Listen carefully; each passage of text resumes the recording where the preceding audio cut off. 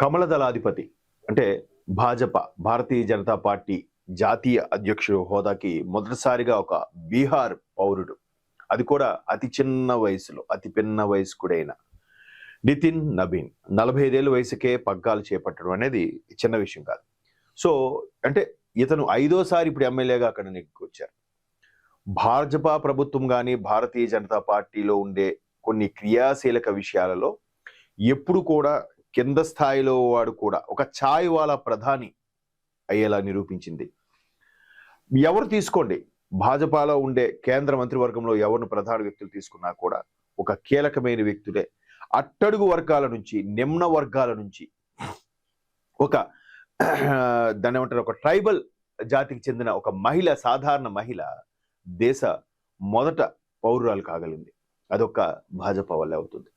అలాగే అంటే ప్రతిది కూడా మీరు ఏది ప్రస్తావించినా కూడా భాజపాలో ఎవరైతే బాగా కష్టపడతారో పార్టీ కోసం వాళ్ళకే ఉంటుంది తప్ప వారసత్వము లేదంటే వాళ్ళ పిల్లడు వాడు మనవడు వాళ్ళు ఇది అన్ని అలాంటి ఫీలింగ్స్ ఏముండవు. సో అందుకే ఒక సాధారణ వ్యక్తి నితిన్ నబీన్ అనే వ్యక్తి ఈ విధంగా అంటే తండ్రి రాజకీయాల్లో ఉన్నప్పటికీ చాలా కష్టపడి 45 వయసుకే కేంద్ర అధిష్టాన దృష్టిని ఆకర్షించి ఒక అధ్యక్షుడిగా అవడం అనేది నిజంగా గొప్ప విషయం. అంటే గతంలో అంటే ఒక 2 నెలల కిందట ఇప్పుడు కార్యనిర్వాహక అధ్యక్షుడిగా ఉన్నప్పటికీ ఇప్పుడు అధ్యక్షుడిగా నామినేషన్ వేసే టైంకి జేపీ నడ్డా గారు కూడా నామినేషన్ వేయకుండా ఆయన ఏకగ్రీవంగా అవుతుంది. దానికి సంబంధించి కేంద్ర మంత్రులు అందరూ కూడా నామినేషన్ దాఖలు చేయడం అనేది గొప్ప విషయం. అది ఒక ప్రధాన వార్తగా ఇవాళ అన్ని వార్తాపత్రికలో కూడా వస్తుంది. కమల దళాధిపతిగా నితిన్ నబీన్ ఎన్నిక ఏకగ్రీవం 45 ఏళ్లకే భాజపా పగ్గాలు. అంటే ఒక మండల స్థాయి భాజపా, ఒక జిల్లా స్థాయి భాజపా అధ్యక్షులుగా ఉంటేనే కేంద్ర పార్టీ జాతీయ పార్టీకి మనం గొప్పగా ఫీల్ అయ్యే పరిస్థితుల్లో ఒక జాతీయ పార్టీకి వరుసగా హ్యాట్రిక్ కొట్టి ప్రభుత్వాన్ని నడిపిస్తున్న ఒక పార్టీకి ఒక అధ్యక్షుడిగా పగ్గాలు చేపట్టడం అనేది చిన్న విషయం కాదు. ఆ వార్త ఒక్కసారి ఇక్కడ చూస్తే కమల దళాధిపతిగా 45 ఏళ్ల నితిన్ ఏకగ్రీవంగా ఎన్నికయ్యారు. పార్టీ చేతిలో ఇంత చిన్న వయసులో జాతీయ అధ్యక్షుడు స్థాయికి చేరిన ఘనత ఈయనకే దక్కుతుంది. ఇప్పుడు ఎవరు అంటే గతంలో చాలా మంది అధ్యక్షులుగా చేశారు, అద్వానీ గారు లాంటి మహానుభావులు.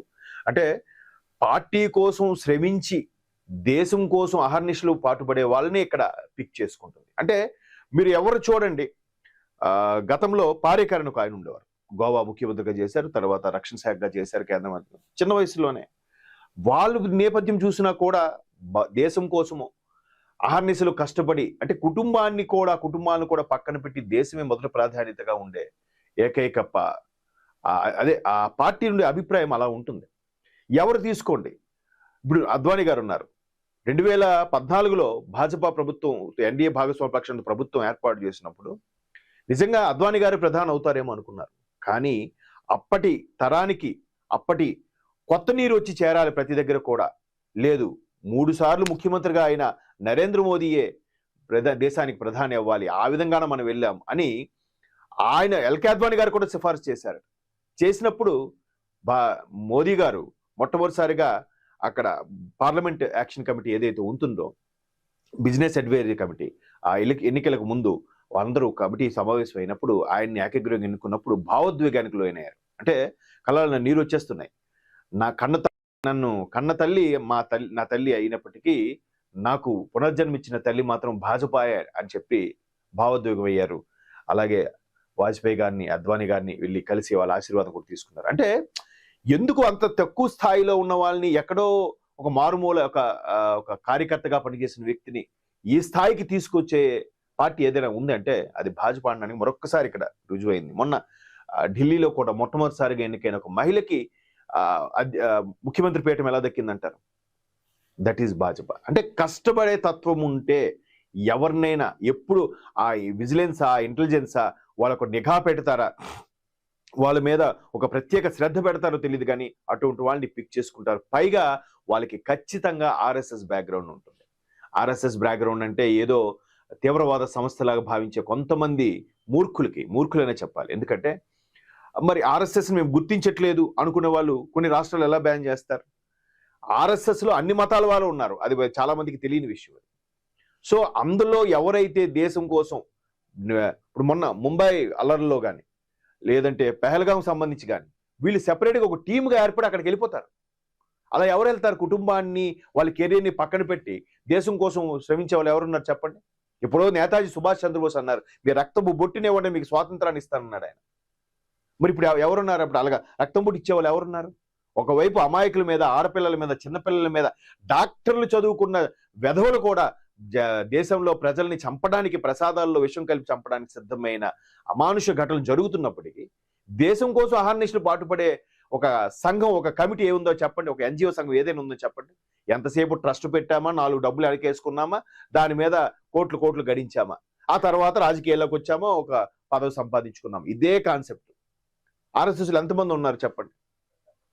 సో ఇక్కడ అది చూస్తే ఒకసారి వార్త చూద్దాం.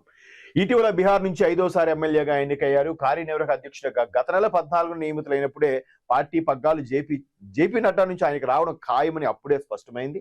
అయితే దానికి తగ్గట్టుగా సోమవారం నితిన్ నబీన్ ఒక్కరే నామినేషన్ దాఖలు చేశారు భాజపా అధ్యక్ష పదవికి. అక్కడ చూడండి, మళ్ళీ పోటాపోటీగా వర్గాలుగా విడిపోయి, అరే ఈడొక వర్గం, ఆలొక వర్గం. కర్ణాటక రాజకీయాలు చూడండి, డికే శివకుమారు, సిద్ధరామయ్య గారు, ఈయన 2.5 ఏళ్ళు అయిపోయింది. పార్టీ మారుతూ, అంటే అధిష్టానం మారుతుంది, ముఖ్యమంత్రి వేరే అవుతారు, రకరకాల ఇష్యూస్. ఇక్కడ అదేమైనా ఉందా? ఒక ఫ్రెష్ గా ఎన్నికైన ఎమ్మెల్యే కూడా ముఖ్యమంత్రి చేస్తే ఏమైనా అబ్లిగేషన్స్ వచ్చాయా? లేదే. అదే ఇక్కడ చూద్దాం. నితిన్ తరపున పార్టీ ప్రస్తుత అధ్యక్షుడు జేపీ నడ్డా, కేంద్ర మంత్రులు రాజ్నాథ్ సింగ్, అమిత్ షా గారు, నిర్మలా సీతారామన్ గారు, నితిన్ గడ్కరీ గారు, ప్రస్తుత అంటే మాజీ అధ్యక్షుడు నితిన్ గడ్కరీ గారు, అలాగే కిరణ్ రిజిజు, భూపేంద్ర యాదవ్, ధర్మేంద్ర ప్రధాన్, అందరు కేంద్ర మంత్రులు కూడా, ప్రధానమంత్రి మోదీ కూడా ఈయన పేరే సిఫారసు చేశారట. ఒక్కసారి ఆయన జీవితం అయితే ఒక్కసారి అదొక పాస్ట్ లోకి వెళ్తే, పార్టీ పుట్టినప్పుడు జన్మించిన నేత, అదృష్టవంతుడైన నితిన్ నబీన్ భాజపా పుట్టిన సంవత్సరం 1980లో రాంచీలో జన్మించారు. ఎప్పుడైతే భారతీయ జనతా పార్టీ ఆవిర్భవించిన తట్ట వచ్చిన ఎలక్షన్స్ లో 83లో 84లో 2 ఎంపీ స్థానాలు గెలుచుకున్నాడు. అంటే వాజ్పేయి పేరు చెప్తేనే ఒక్కొక్కడు ముక్కు మీద వేలేసుకోవాల్సిందే. ఒక్క డిమెరిట్ కానీ, ఒక్క ఎలిగేషన్ కానీ, ఒక్క ఆబ్లిగేషన్ కానీ, ఒక పేపర్లో చెడు వార్త కానీ చూడండి. నిజంగా భారత రత్న వాళ్ళు, నిజంగా వాళ్ళు భారత రత్న. అల్లా స్కాము, ఈ స్కాము, బోఫోర్ స్కాము, ఏవో స్కాములు ఉన్న వాళ్ళు భారత రత్న ఎలా అవుతారండి? ఎలా ఇచ్చిస్తారండి? చూడండి. సో ఆ టైంలో పుట్టిన వ్యక్తి ఇప్పుడు అదే పార్టీకి సారథ్యం వహించబోతున్నారు. అంటే సరిగ్గా 45 ఏళ్ళకి. తండ్రి భాజపా ఎమ్మెల్యే నబీన్ కిషోర్ ప్రసాద్ సిన్హా మరణించాక 2006లో ఆయన రాజకీయాల్లో ప్రవేశించారు. 2006 అంటే సరిగ్గా 20 ఏళ్ళ కిందట. ఒక్క నిమిషం. ప్రవేశించారు. అయితే ఆ ఏడాది ఉప ఎన్నికల్లో తొలిసారి విజయం సాధించారు. ఆ తరువాత 2010, 2016, 2020, 2025, ఈ 2006, ఇది 2025, వరుసగా ఇది 5వసారి. బైపోల్లో తండ్రి చనిపోయాక 2006లో నెగ్గారు. తర్వాత 1, 2, 3, 4, 5వసారి ఎన్నికల ఎమ్మెల్యేగా నెగ్గారు. వివిధ శాఖలకు మంత్రిగా చేశారు. యువమోర్చా నుంచి వచ్చి ఓటమి ఎరిగిన నేతగా గుర్తింపు పొందిన భాజపా యువమోర్చా నుంచి ఆయన 2023లో ఛత్తీస్గఢ్ వ్యవహార ఇన్ఛార్జిగా కీలక పాత్ర పోషించారు. ఆ ఏడాది రాష్ట్రంలో భాజపా సాధించిన గెలుపుతో అది ఈయన ఎప్పుడైతే ఛత్తీస్గఢ్ వ్యవహారాల ఇన్ఛార్జిగా కీలక పాత్ర పోషించారో ఆ ఏడాది ఇక్కడ ఛత్తీస్గఢ్లో భాజపా గెలుపుతో. అంటే ఒక వ్యక్తికి ఒక జాతీయ పగ్గాలు ఇచ్చేస్తున్నారంటే కాదు, దాని ముందు చాలా టార్గెట్లు రీచ్ అయి ఉంటాడు ఆయన. భాజపాని గెలిపించడం, రాష్ట్రాల్లో దాన్ని అభివృద్ధి చేయడం, ఓటర్ల సంఖ్య పెంచడం, దాన్ని సమాయత్తం చేయడం, ఎన్డీఏ భాగస్వామ్య పక్షాలతో కలిసి వెళ్ళడం. అసలు మీరు అనుకుంటాం వాళ్ళకేంట్రా హ్యాపీ ఎమ్మెల్యే, కానీ 24/7 హాట్ సీట్ అది. కేవలం ఆ పడుకున్న 5 గంటలో 6 గంటలో నిద్ర కేటాయిస్తారు తప్పితే ఫ్యామిలీ ఉండదు, ఫ్రెండ్స్ ఉండదు, ఎంజాయ్ ఉండదు. ఎంతసేపు ఎవడు పక్కన బలిలో పొడుస్తూ ఉంటాడో, ఏ పార్టీ వచ్చి ఏమో బుర్ర జల్లుతాడో జాగ్రత్తగా ఆచితూచి మాట్లాడాలి. అంటే ఈ వ్యక్తికి ఇచ్చారంటే చాలా రీసెర్చ్ చేసి ఇచ్చుంటారు. ఎనీహో మన 80 పల్స్ ద్వారా నితిన్